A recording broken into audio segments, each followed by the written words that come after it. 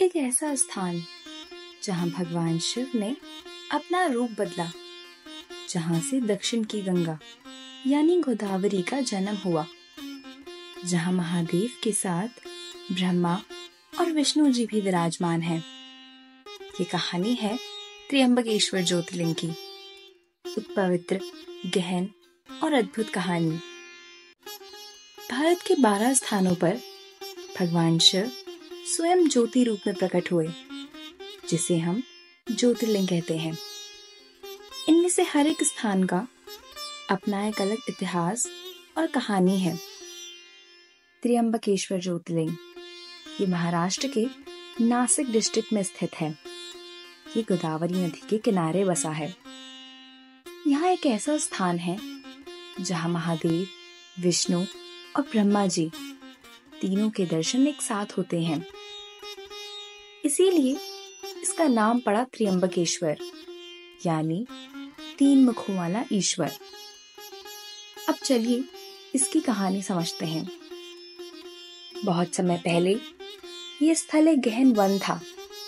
यहाँ ऋषि गौतम अपनी पत्नी अहिल्या के साथ तप कर रहे थे।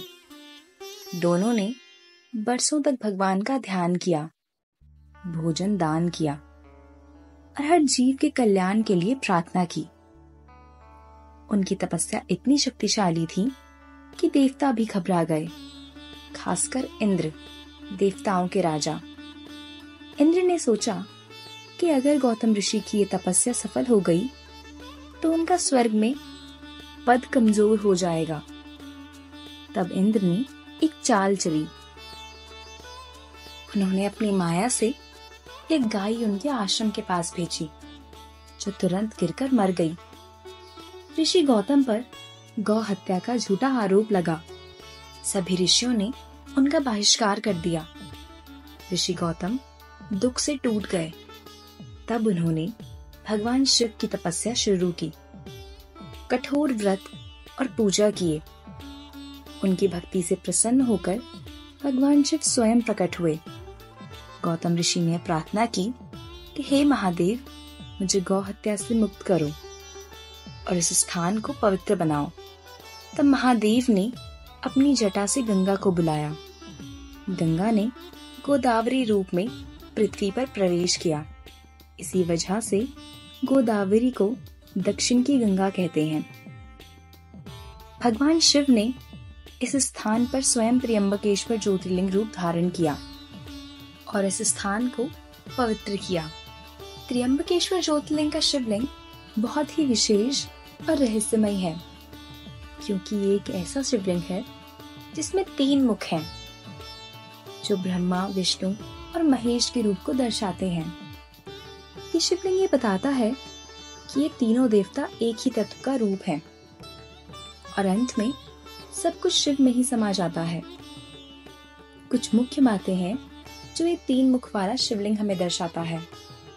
सबसे पहली, त्रिदेव की एकता।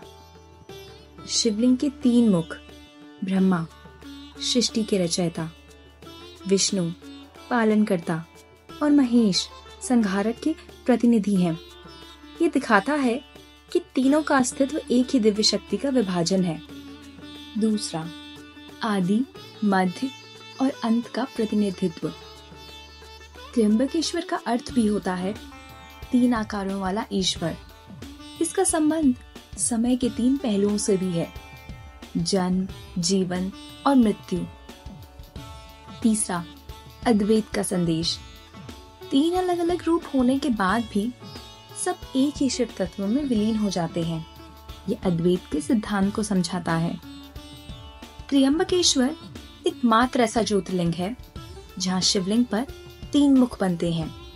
इसीलिए ये बहुत पवित्र और अद्भुत माना जाता है। एक और बात है यहाँ की, त्र्यंबकेश्वर का ज्योतिर्लिंग धीरे धीरे घटता जा रहा है। मान्यता है कि जब ये पूरी तरह समाप्त हो जाएगा तब कलयुग का अंत होगा। इसीलिए ये स्थान सिर्फ भक्ति का ही नहीं, समय के रहस्य का भी प्रतीक है। हर 12 साल में यहाँ कुंभ मेला भी लगता है, जब देवता और ऋषि महर्षि गोदावरी के किनारे इकट्ठा होते हैं। स्नान और पूजा करने के लिए। आज भी ये मंदिर शांत, पवित्र और अद्भुत है। यहाँ लोग मोक्ष की प्राप्ति के लिए आते हैं। नारायण, नागबलि जैसी स्पेशल पूजा भी कराते हैं और अपने जीवन के पापों से मुक्त होने के लिए प्रार्थना करते हैं। त्र्यंबकेश्वर हमें सिखाता है कि जब इंसान सच्चा और निष्ठापूर्वक भक्ति करता है, तब भगवान स्वयं उसके लिए धरती पर आते हैं। ये कहानी हमें बताती है कि जीवन में छोटी छोटी बातों से टूटना नहीं चाहिए। गौतम ऋषि की तरह धैर्य और भक्ति बनाए रखनी चाहिए।